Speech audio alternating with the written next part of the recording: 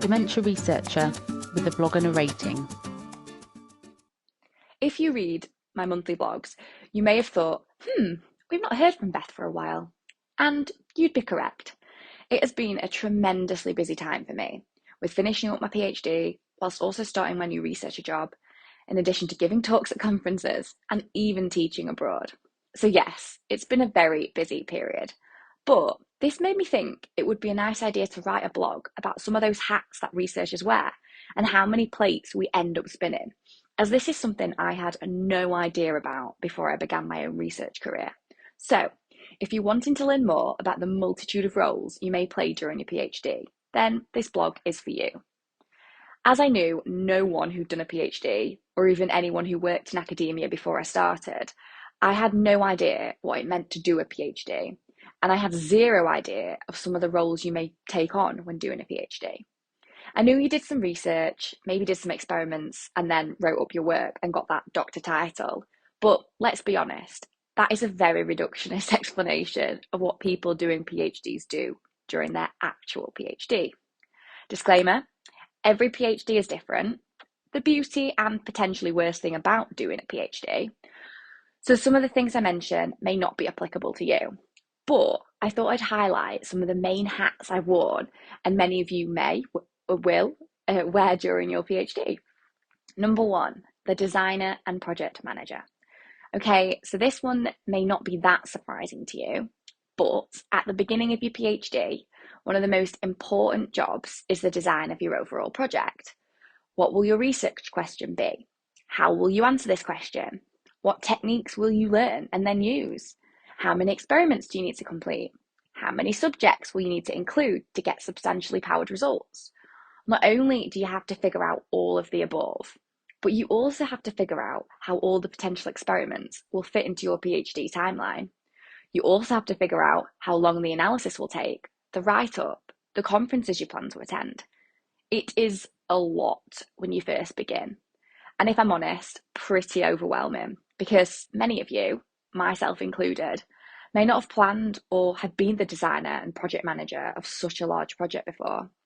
But on the plus side, you learn so much from this experience. And over the years, you'll be able to hone these important skills in order to use them on a new project or even in a different industry. Number two, the experimenter. So this is one of my favourite hats I've gotten to wear. Once you've done all the designing of the experiments, then you actually get to do them. You may have to learn some cool new techniques. For example, I got to learn how to work with big fancy microscopes. Over time, you become an expert in your techniques, and that feels great.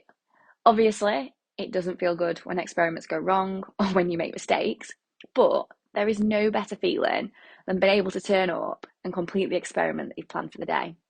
For me, I like to think back to when I first started learning some of the techniques I've honed during my PhD.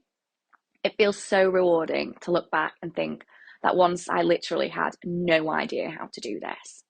However, now I'm at a stage where I don't have to think too much about doing the experiments. And I'm also at the stage where I can now teach people. And that is a pretty cool feeling. Number three, the analyzer. I don't think I realised how much analysis my PhD would involve. Very naive, I know. You can spend months and months collecting that important data, but there's no point in doing that if you don't have time to do the actual analysis you need to answer your research questions. If you do 3 different experimental techniques, then it's likely you'll need to learn 3 different ways to analyse your data. Will you need to learn how to code to do your analysis? Or do you need to learn how to use a specific software for that method? I was pretty surprised by how common it was to be the only person in your research group doing a specific analysis, which meant early on, sometimes you have to learn and teach yourself a completely new analysis technique, which, if I'm honest, is pretty daunting at first. But there are usually loads of helpful videos on YouTube that will have helpful tips for you, whatever analysis you're having to learn. Number 4, the statistician. This job is tightly linked to your analyzer job. Once you've collected the data, completed your analysis, you then need to complete the appropriate statistical tests. The appropriate tests should have been decided at the start of your study, but you may have to figure out what are the appropriate tests And what's funny is that data is never perfect, like the data you will have had previously described to you in textbooks, which can make the analysis way more complex. You may have to learn new ways to complete the analysis. I was trained to use SPSS in my undergraduate studies, but during my PhD, I've dabbled in GraphPad, Prism, and R.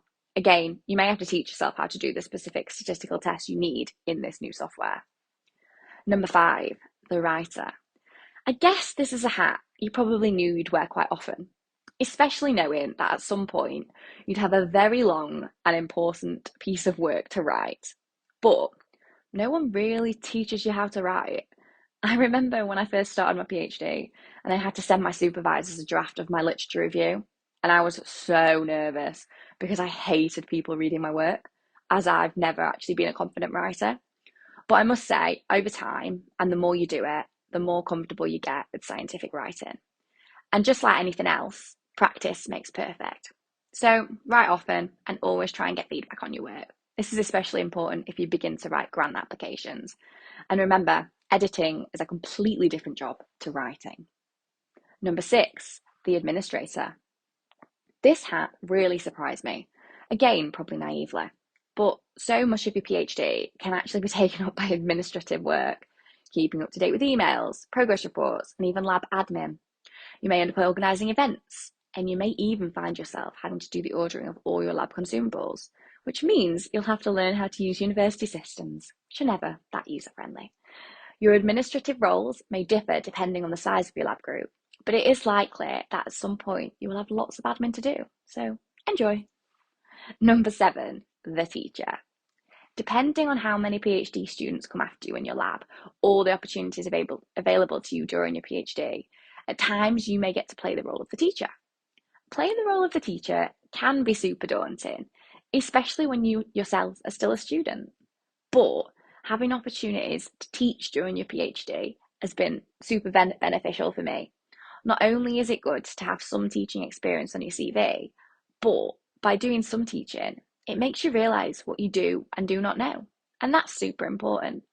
Remember, if you do get the chance to do some teaching, you don't need to know everything about everything. And it is okay to not always have the answers. As long as you know more than the students you're teaching, then you're still the expert. As you can see, a PhD is a very busy, complex training programme where you get to wear many hats. Sometimes it's easy to put too many hats on and get overwhelmed, something I'm definitely guilty of at times. But I must say that one of the things I love about doing a PhD are the vast skills you gain from wearing all these different hats. I do think that it's pretty cool that one day I get to be the experimenter and then the next day I get to be the teacher. The variety definitely keeps me on my toes. Thank you for listening. Join the Dementia Research bloggers and share your own views.